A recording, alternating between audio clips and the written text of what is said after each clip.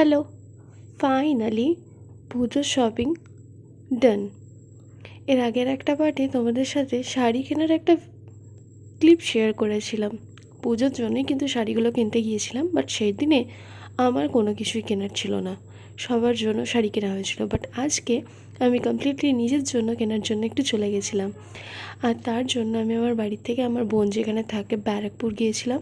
প্রথমেই চলে গেছিলাম স্টাইল বাজারের পাশে দেখতে পাচ্ছে দাদা বৌদির বিরিয়ানি। আর সেখান থেকেই কিন্তু জুডিও গিয়েছিলাম। স্পেশালি বোন বলেছিল জুডিওর কালেকশন বেশ ভালো, আর আমি ফার্স্ট টাইম জুডিও গেলাম, তাই ওখানে টুকটাক কালেকশনগুলো ট্রাই করলাম। ওখানে কর্ডসেটগুলো বেশ সুন্দর ছিল, কিছু কর্ডসেট নিলাম, আর তার বাইরেও ভাইয়ের জন্য কিছু নেওয়া হয়েছিল।